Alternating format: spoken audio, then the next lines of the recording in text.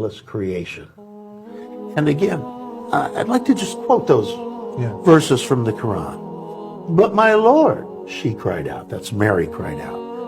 How can I have a son when no man has touched me? And so it is that God creates what he wills, the angel replied. When he decides a matter, he only has to say, be, and it is. The example of Jesus in the sight of God is like that of Adam. He created him from dust, saying, be, and he was. That's the 3rd chapter of the Quran, verses 47 and 59. So, a totally different twist. Mm-hmm. This is a miraculous creation, not an act of divine begetting. Now, Christians point to the virgin birth and they say divine begetting. They also tend to turn to the story of the baptism of Jesus, as they find it in the Bible. And I'm turning now to the 3rd chapter of Luke. And this is the baptismal story. Basically, it says that Jesus goes to John the Baptist, peace be upon them both. He's baptized by John the Baptist, and as he's standing there, the skies open up, and the Holy Spirit descends upon him in bodily form like a dove. And a voice came from heaven, you are my Son, the beloved, with you I am well pleased. And many Christians will point to this verse.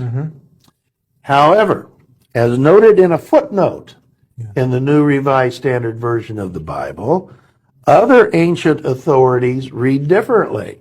They read, you are my Son, today I have begotten you. As an adult.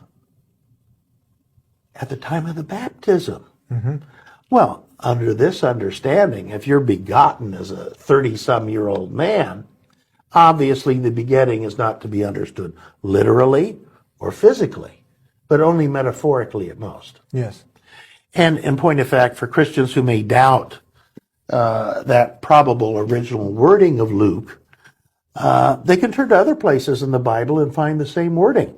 In Hebrews chapter 1, verse 5, Hebrews chapter 5, verse 5, in reference to Jesus, we have the same wording. Today I have begotten thee. We also find it in the 13th chapter of Acts, the 33rd verse. We have it in the Psalms, Psalms 2, verse 7, being applied to David. Remember, more than just Jesus was called the Son of God. So, this notion that Jesus became the Son of God in a metaphorical sense at his baptism was a cardinal tenet of many early Christian groups. For example, the Ebionites, a very large Christian group, originally in Palestine. They were in existence during the time of the 12 disciples. They fled from Palestine at the time the Romans destroyed the temple, and spread out into Syria, Jordan, etc. And we know they continued as a viable group of Christians well into at least the 3rd century. Yeah. And they were saying, no, Jesus is not God. Son of God, well, with a small s, metaphorically. He was a righteous man. He was a prophet, etc. But no, not in any literal physical sense. He wasn't divine.